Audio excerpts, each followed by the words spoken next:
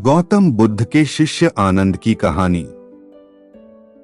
एक बार आनंद भिक्षाटन के लिए एक नगर में पहुंचते हैं।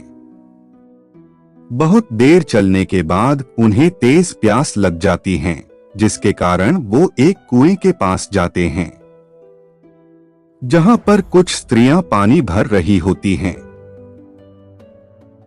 वो उन स्त्रियों से कहते हैं कि कृपया आप हमें पानी पिला दे, क्योंकि हमें बहुत तेज प्यास लगी हुई है।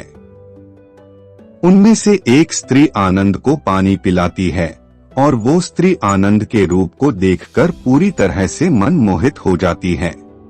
मन ही मन सोचती है कि यदि मुझे विवाह करना है तो इसी व्यक्ति से करना है, क्योंकि इतना सुंदर व्यक्ति मैंने आज तक नहीं देखा था। आनंद एक राजकुमार थे, जिसके वजह उनकी सुंदरता स्वाभाविक थी। वो स्त्री अपने मन में कई तरीके की योजना बनाती है कि किस तरह से मैं इस व्यक्ति से विवाह कर सकूं। आनंद वहां से जा ही रहा होता है। वह स्त्री आनंद को अपने घर भोजन के लिए आमंत्रित करती है। आनंद उस स्त्री का आमंत्रण स्वीकार लेते हैं और उसके घर भोजन के लिए चले जाते हैं। घर पहुंचकर वह स्त्री भोजन पकाती है और आनंद को भोजन परोसती है। आनंद के जाने के बाद वह स्त्री अपनी मां से कहती है, मां, आपको मेरे विवाह की चिंता लगी रहती है ना? उस स्त्री की मां कहती है, हाँ पुत्री। वह स्त्री कहती है, तो ठीक है, मैं विवाह के लिए तैयार हूं और मैंने अपना वर चुन लिया है। उस स्त्री की मां पूछती है, कौन है वो?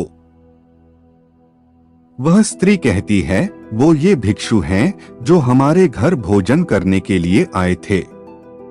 उस स्त्री की मां कहती है, पागल हो गई है तू? वह एक भिक्षु है और उसने संसार को त्याग दिया है। वह स्त्री कहती है, तो क्या हुआ, मैं उन्हें पुनः संसारी बना दूंगी।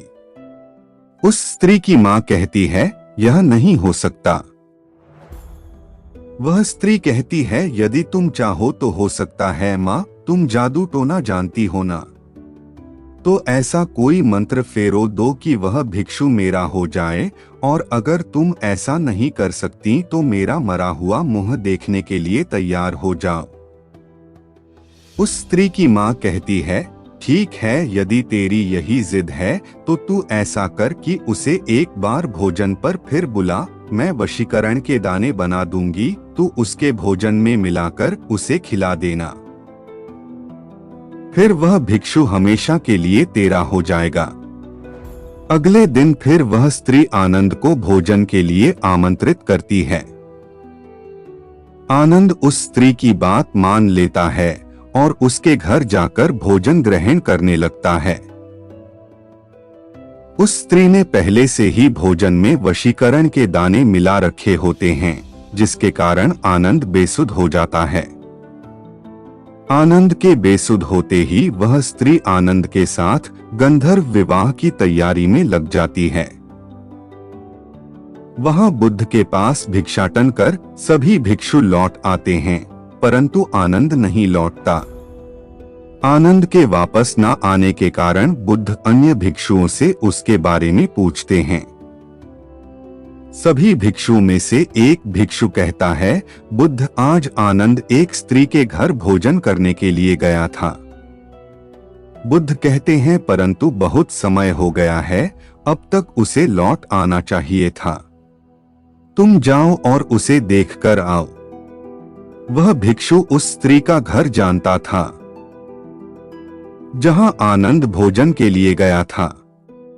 वह भिक्षु सीधा उस स्त्री के घर पहुंचता है और देखता है कि वह स्त्री आनंद के साथ गंधर्व विवाह की तैयारी कर रही है। इतने में ही आनंद को भी होश आ जाता है और उस स्त्री और उसकी मां की कोशिश नाकाम हो जाती है। वह भिक्षु आनंद और उन दोनों माँ बेटी को बुद्ध के पास ले जाता है और बुद्ध को पूरी घटना समझाता है। बुद्ध उस स्त्री से यह सब करने का कारण पूछते हैं। वह स्त्री बुद्ध से कहती है, मैं आनंद से प्रेम करती हूँ। बुद्ध उस स्त्री से पूछते हैं, आनंद में ऐसी क्या विशेषता है जिसने तुम्हें इतना मोहित कर दिया है? वह स्त्री कहती है,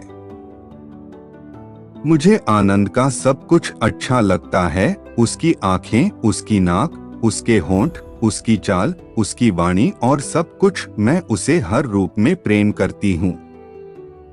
बुद्ध कहते हैं, आनंद में रूप और गुण तो हैं जो किसी को भी आकर्षित कर सकते हैं, परंतु क्या तुमने उसका प्रेम से भरा हृदय देखा? क्या तुम जानती हो कि आनंद सर्वाधिक प्रेम किसे करता है? वह स्त्री कहती है, मुझसे तो नहीं करता। बुद्ध कहते हैं, यही तुम चूक गई। आनंद तुमसे भी प्रेम करता है, परंतु उसके प्रेम की व्याख्या वह नहीं है जो तुम समझती हो। आनंद स्वतंत्र है, मुक्त है। उसका प्रेम बहुत गहरा है और वह समस्त मानव जाति से प्रेम करता है और यह चेष्टा करता है कि समस्त मानव उस प्रेम के मार्ग पर चल सके। उसका प्रेम उसे जलाता या दुखाता नहीं है, जिस प्रकार तुम्हारा प्रेम तुम्हें जला रहा है। यदि तुम आनंद से सच्चा प्रेम करती हो तो तुम समझोगी और उसके प्रेम में कभी बाधक नहीं बनोगी, अपितु उसके प्रेम को ऊंचाइयों तक ले जाने की चेष्टा करोगी। बुद्ध की बात सुन वह स्त्री रोने लगती है और बुद्ध से कहती है, मेरा प्रेम स्वार्थी था और आनंद को अपने आप से बांधना चाहती थी। क्या मैं भी भिक्षु आनंद की तरह प्रेम कर सकती हूँ? और क्या आप मुझे सिखाएंगे ऐसा प्रेम जो निस्वार्थ हो, जो संपूर्ण मानव जाति के लिए हो? बुद्ध कहते हैं, अवश्य सिखाऊंगा।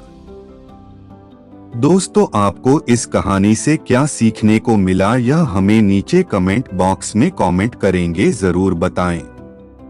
और हमारे YouTube channel HQ Hindi quotes को भी सब्सक्राइब कर ले।